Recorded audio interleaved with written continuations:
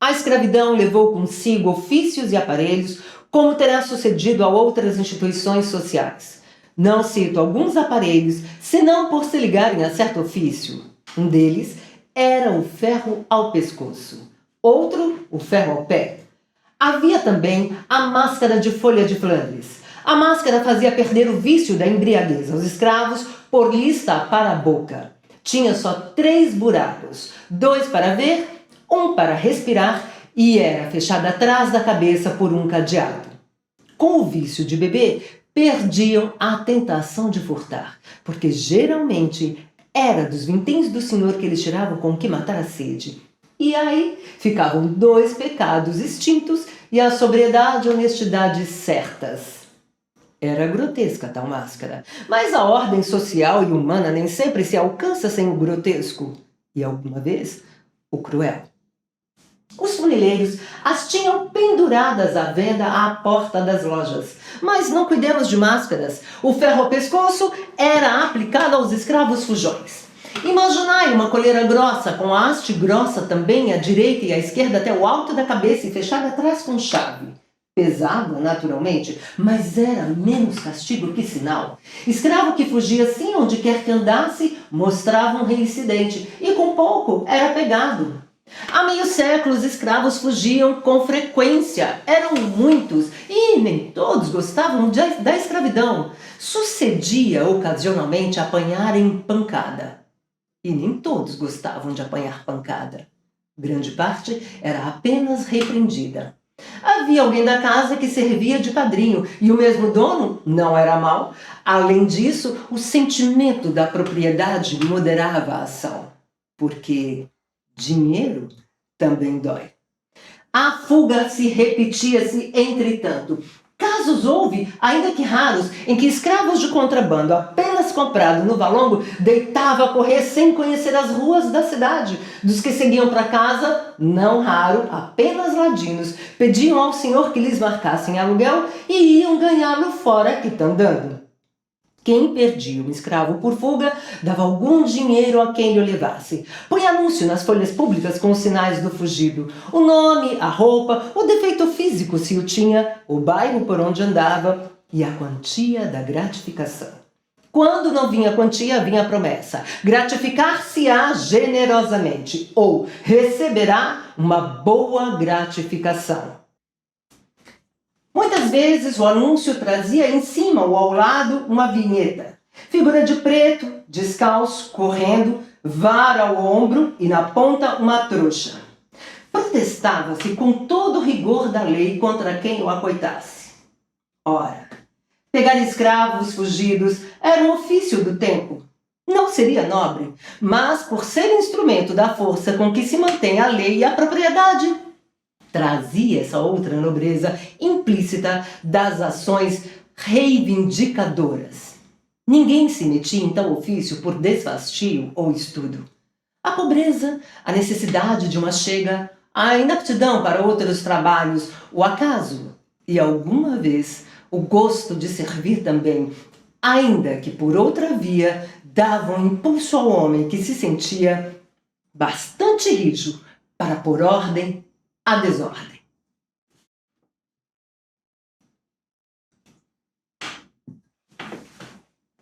Cândido Neves.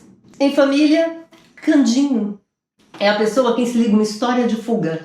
Cedeu à pobreza quando adquiriu o ofício de pegar escravos fugidos. Tinha um defeito grave esse homem, não aguentava emprego nem ofício. Carecia de estabilidade. É o que ele chamava caiporismo. Começou por querer aprender tipografia, mas viu cedo que era preciso algum tempo para compor bem e ainda assim talvez nem ganhasse o bastante. Foi o que ele disse a si mesmo. O comércio chamou-lhe a atenção. Era carreira boa. Com algum esforço, entrou de caixeiro para um armarinho. A obrigação, porém, de atender e servir a todos feria-o na corda do orgulho e ao cabo de 5 ou 6 semanas estava na rua por sua vontade. Fiel de cartório, contínuo de uma repartição anexa ao Ministério do Império, carteiro e outros empregos foram deixados pouco depois de obtidos. Quando veio a paixão da moça Clara, não tinha ele mais que dívidas. ainda que poucas, porque morava com um primo entalhador de ofício. Depois de várias tentativas para obter emprego, decidiu adotar o ofício do primo, de que, aliás, já tomara algumas lições. Não lhe custou apanhar outras, mas querendo aprender depressa, aprendeu mal. Não fazia obras finas nem complicadas, apenas garras para sofás e relevos comuns para cadeiras. Queria ter em que trabalhar quando casasse, e o casamento não se demorou muito. Contava 30 anos, Clara 22. Ela era órfã, morava com uma tia, Mônica, e cozia com ela. Não cozia tanto que não namorasse o seu pouco. Mas os namorados apenas queriam passar o tempo, não tinham outro empenho. Passavam as tardes, eles olhavam para ela, ela para eles, até que a noite a fazia recolher para a costura. O que ela notava é que nenhum deles lhe deixava saudades, nem lhe acendia desejos. Talvez nem soubesse o nome de muitos. Queria casar naturalmente. Era como lhe dizia a tia, um pescar de caniço a ver se o peixe pegava, mas o peixe passava de longe. Algum que parasse era só para andar a roda da isca, mirá-la, cheirá-la, deixá-la e ir a outras. O amor traz sobrescritos. Quando a moça viu Cândido Neves, sentiu que era este o possível marido. O marido verdadeiro e único. O encontro deu-se em um baile. Tal foi, para lembrar o primeiro ofício do namorado, tal foi a página inicial daquele livro que tinha de sair mal composto e pior brochado. O casamento fez-se 11 meses depois e foi a mais bela festa das relações dos noivos. Amigas de Clara, menos por amizade que por inveja, tentaram arredá-la do passo que ia dar. Não negavam a gentileza do noivo, nem o amor que lhe tinha, nem ainda algumas virtudes. Diziam apenas que era dado em demasia a patuscadas. Pois ainda bem, replicava a noiva, ao menos não me caso com defunto. Não, defunto não, mas é que... Não diziam o que era. Tia Mônica, depois do casamento, na casa pobre onde eles foram se abrigar, falou-lhes uma vez dos filhos possíveis. Eles queriam um só, embora viesse a agravar as necessidades. Vocês, se tiverem um filho, morrem de fome, disse a tia, sobrinha. Nossa Senhora nos dará o que comer, tia, acudiu Clara. Tia Mônica devia ter lhes feito a advertência ou ameaça quando ele foi lhe pedir a mão da moça. Mas também ela era amiga de patuscadas e o casamento seria uma festa. Como foi? A alegria era comum aos três. O casal ria a propósito de tudo. Os mesmos nomes eram objetos de trocados. Clara, Neves, Cândido. Não davam o que comer, mas davam o que rir. E o riso digeria-se sem esforço. Ela cozia agora mais. Ele saía empreitadas de uma coisa e outra. Não tinha o emprego certo. Nem por isso abriam mão do filho. O filho é que, não sabendo daquele desejo específico, deixava-se estar escondido na eternidade. Um dia, porém, deu sinal de si a criança. Varão ou fêmea era o fruto abençoado que viria trazer ao casal a suspirada aventura. Tia Mônica ficou desorientada. Cândido e Clara riam dos seus sustos. Deus nos há de ajudar, titia, insistia a futura mãe. A notícia correu de vizinha a vizinha. Não houve mais que espreitar a aurora do dia grande. A esposa trabalhava agora mais, e assim era preciso, uma vez que, além das costuras pagas, tinha de ir fazendo com retalhos o enxoval da criança. A força de pensar nela vivia já com ela. Media-lhe fraldas, cosia-lhe camisas. A poção era escassa, os intervalos longos. Tia Mônica ajudava a sobrinha naturalmente, ainda que de má vontade. Vocês verão a triste vida, suspirava ela. Mas as outras crianças não nascem também, tia? Nascem, e acham sempre alguma coisa certa que comer, ainda que pouca. certa como? Certa um emprego, um ofício, uma ocupação. Mas em que é que o pai dessa infeliz criatura que aí vem gasta o tempo? Cândido Neves, logo que soube daquela advertência, foi ter com a tia. Não áspero, mas muito menos manso que de costume. E lhe perguntou se algum dia deixara de comer. A senhora ainda não jejuou, senão pela Semana Santa. E isso quando não quer jantar comigo. Nunca deixamos de ter o nosso bacalhau. Bem sei, mas somos 3. Ah, seremos 4. Não é a mesma coisa. Que quer então que eu faça além do que eu faço? Alguma coisa mais certa? Veja o marceneiro da esquina, o tipógrafo que casou sábado, o homem do armarinho. Todos têm um emprego certo. Não fique zangado, Candinho. Não digo que você seja vadio, mas a ocupação que escolheu é vaga. Você passa semanas sem vintém. Sim, mas lá vem uma noite que compensa tudo. Deus não me abandona. E preto fugido, sabe que comigo não brinca? Muitos entregam-se logo. Tinha glória nisso. Falava da esperança como capital seguro. Daí a pouco ria e fazia rir a tia, que era naturalmente alegre e previa uma patuscada no batizado. Cândido Neves perdera já o ofício de entalhador, como abrir a mão de muitos outros, melhores ou piores. Pegar escravos fugidos trouxe-lhe um encanto novo. Não obrigava a ficar longas horas sentado. Só exigia força, paciência, olho vivo, coragem e um pedaço de cordas. Cândido Neves lia os anúncios, copiava-os, metia-os no bolso e saía às pesquisas. Tinha boa memória. Fixados os lugares e os sinais de um escravo fugido, gastava pouco tempo em achá-lo, segurá-lo, amarrá-lo e levá-lo. A força era muita, a agilidade também.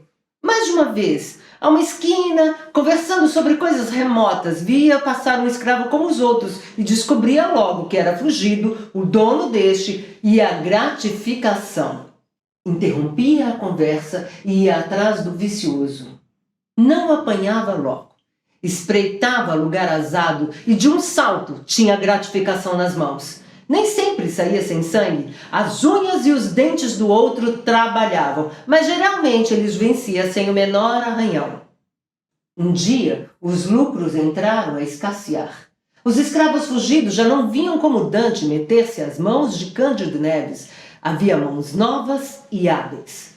Como o negócio crescesse, mais de um desempregado pegou em si numa corda, foi ao jornal, copiou anúncios e deitou-se à caçada. No próprio bairro havia mais de um competidor.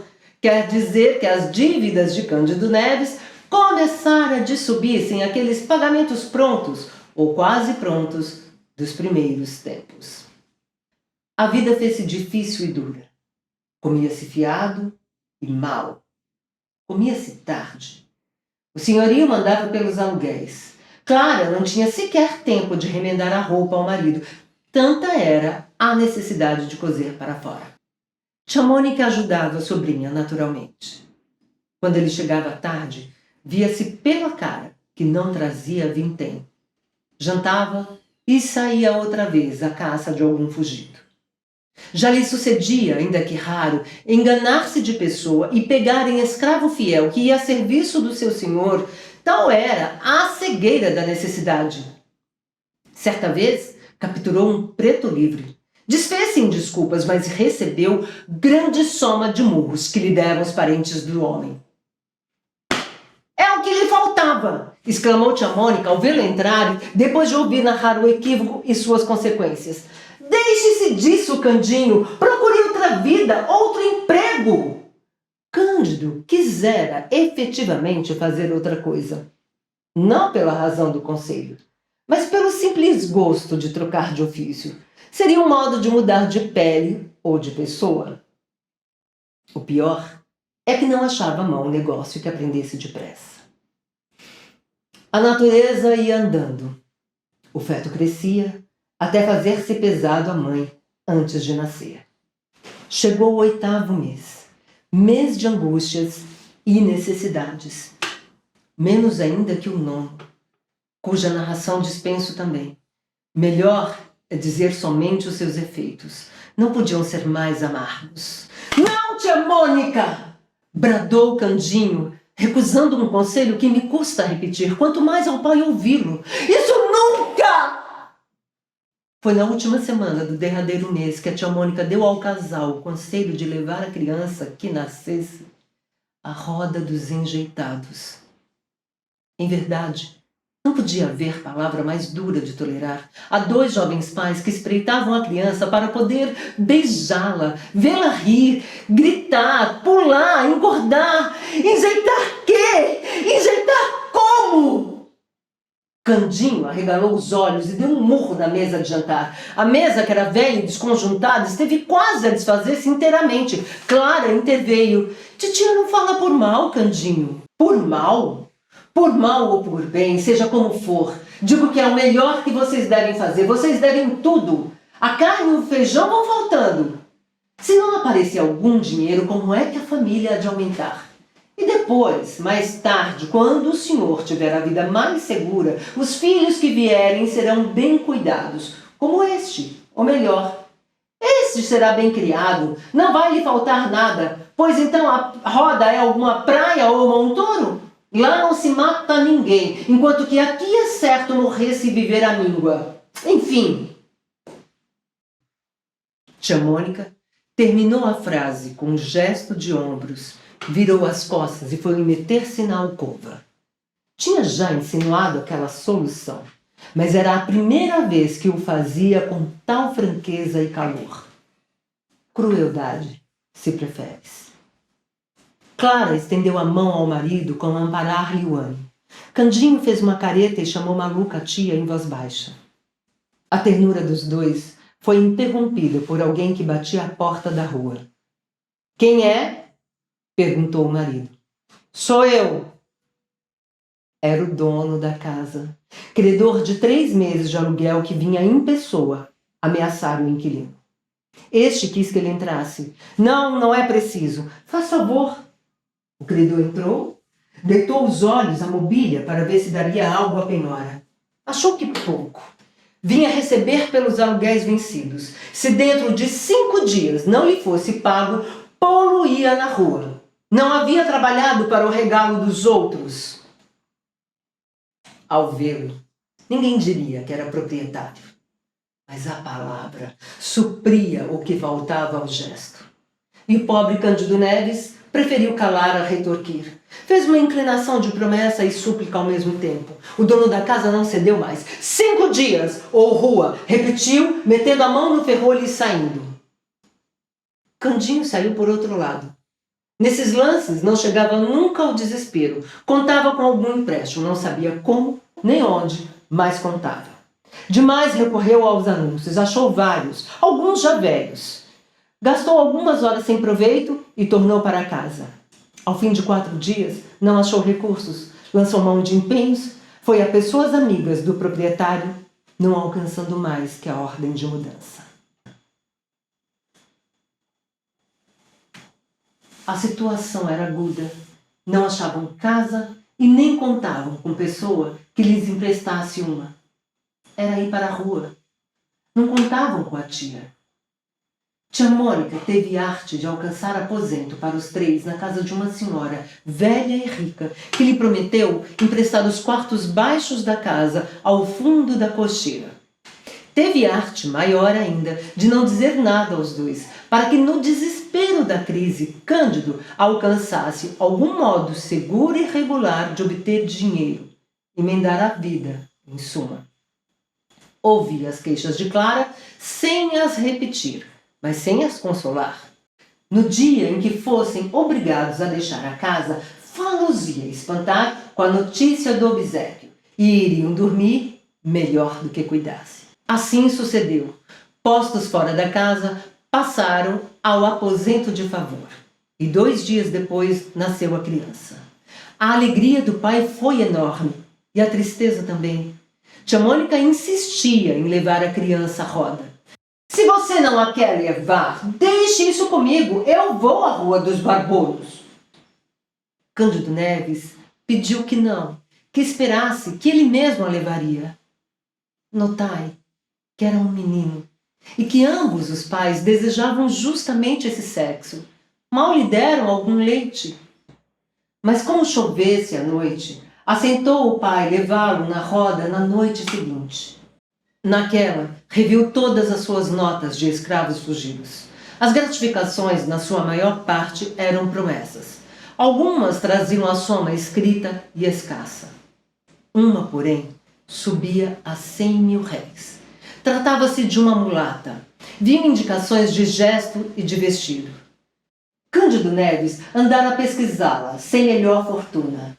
Agora, porém, à vista da nova quantia e da necessidade dela, animaram Cândido Neves a fazer um grande esforço derradeiro. Saiu de manhã, a ver e indagar pela rua e largo da Carioca, Rua do Parto e da Ajuda, que era onde ela parecia andar segundo o anúncio. Não a encontrou. Apenas um farmacêutico lembrou-se de ter vendido 3 dias antes uma onça de qualquer droga à pessoa com os sinais indicados. Cândido Neves parecia falar como dono da escrava. Agradeceu cortesmente a notícia. Não foi mais feliz com outros fugidos de gratificação incerta ou barata. Voltou para a triste casa de empréstimo. Tia Mônica arranjara de si mesmo a dieta para a recente mãe e tinha já o menino para ser levado à roda. O pai, não obstante acordo feito, mal pôde esconder a dor do espetáculo. Não quis comer o que tia Mônica lhe guardara. Não tinha fome. Disse, e era verdade. Cogitou 1000 modos de ficar com o filho, nenhum prestava. Não podia esquecer o próprio albergue em que vivia. Consultou a mulher que lhe pareceu resignada. Tia Mônica pintara-lhe a criação do menino. Seria maior a miséria, podendo suceder que o filho encontrasse a morte sem recursos. Cândido Neves foi obrigado a cumprir a promessa. Pediu à mulher que desse ao filho o último leite que ele beberia da mãe. Assim sucedeu. O pequeno adormeceu, o pai pegou dele e saiu em direção à Rua dos Barbonos. Que pensasse 1000 vezes em voltar para casa com ele é certo. Não menos certo é que o agasalhava muito, que o cobria o rosto para preservá-lo do sereno. Ao entrar na Rua da Guarda Velha, Cândido Neves começou a afrouxar o passo. Hei de entregá-lo o mais tarde que puder, murmurou ele.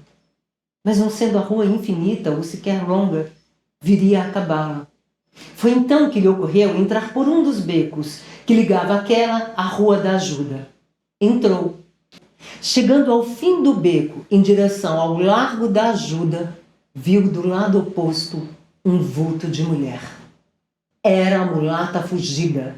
Não dou aqui a comoção de Cândido Neves por não poder fazer com a intensidade real. Um adjetivo basta, digamos enorme. Descendo a mulher, desceu ele também. A poucos passos dali estava a farmácia a que me referi antes. Cândido Neves entrou, pediu ao farmacêutico que pegasse o filho, que ficasse com o filho por um instante. Viria buscá-lo sem falta, mas Cândido Neves não lhe deu tempo de dizer nada. Saiu rápido, atravessou a rua até o ponto em que pudesse pegar a mulher sem dar alarma. No extremo da rua, quando ela ia descer a de São José, Cândido Neves aproximou-se dela. Arminda! Arminda voltou-se sem cuidar malícia. Foi só quando ele, tendo tirado um pedaço de corda da algibeira e pegou dos braços da escrava, é que ela compreendeu e quis fugir. Era já impossível. Cândido Neves, com as mãos robustas, atava-lhe os pulsos e a dizia que andasse. A escrava quis gritar. Parece que soltou alguma voz mais alta que a de costume, mas compreendeu logo que ninguém viria libertá-la. Ao contrário, foi então que ela pediu que ele a soltasse, pelo amor de Deus. Estou grávida, senhor. Se Vossa Senhoria tem algum filho, peço-lhe pelo amor dele que me solte. Eu serei sua escrava, poderei servi-lo pelo tempo que quiser. Me solte, senhor. Vamos, siga. Não quero demoras. Houve aqui uma luta, porque a escrava, gemendo, arrastava-se a si e ao filho. Quem passava ou estava à porta de uma loja compreendia o que era e naturalmente não a socorria. Arminda ia alegando que o senhor era muito mau e que provavelmente a castigaria com açoite, que coisa que no estado em que ela estava seria o pior de sentir. Com certeza, ele lhe mandaria dar açoites. Você é que tem culpa! Quem manda fazer filhos e fugir depois? Perguntou Cândido Neves. Não estava em maré de riso por causa do filho que lá ficara à espera dele na farmácia. Também é certo que não costumava dizer grandes coisas. Foi arrastando a mulata pela Rua dos Ourives em direção da alfândega onde residia o senhor. No extremo da rua, a luta cresceu. A escrava pôs os pés na parede e recuou com grande esforço. Inutilmente, o que alcançou foi levar mais tempo em lá chegar do que devera. Chegou, enfim, arrasada, arquejando, desesperada. O senhor estava em casa, acudiu ao chamado e ao rumor. Está aqui a Fujona. É ela mesma. Meu senhor! Vamos, entra! Arminda caiu no corredor. Ali mesmo o senhor da escrava abriu a carteira e tirou os 100.000 réis da gratificação. Cândido Neves guardou as 2 notas de 50.000 réis, enquanto o senhor da escrava novamente a dizia que entrasse. No chão, onde jazia levada do medo e da dor, e após algum tempo de luta, a escrava abortou. O fruto de algum tempo entrou sem vida neste mundo, entre os gemidos da mãe e o gesto de desespero do dono. Cândido Neves viu todo esse espetáculo. Não sabia que horas eram. Quaisquer que fossem, urgia correr para a Rua da Ajuda. E foi o que fez sem querer conhecer as consequências do desastre. Quando lá chegou, viu o farmacêutico sozinho, sem o filho que lhe entregara. Quis esganá-lo. Felizmente, o farmacêutico explicou tudo a tempo. O menino estava lá dentro com a família e ambos entraram. O pai recebeu o filho com a mesma fúria com que pegara a mulata Fujona de há pouco. Fúria diversa, naturalmente. Fúria de amor. Agradeceu depressa e mal e saiu às carreiras, não para a roda dos enjeitados, mas para a casa de empréstimo, com o filho e os 100.000 réis da gratificação. Tia Mônica, ouvida as explicações, perdoou a volta do pequeno, uma vez que trazia os 100.000 réis. Disse, a verdade, algumas palavras duras contra a escrava, por causa do aborto além da fuga. Cândido Neves beijava o filho entre lágrimas verdadeiras, abençoava a fuga e não se livrava do aborto. Nem todas as crianças vingam. Bateu-lhe o coração.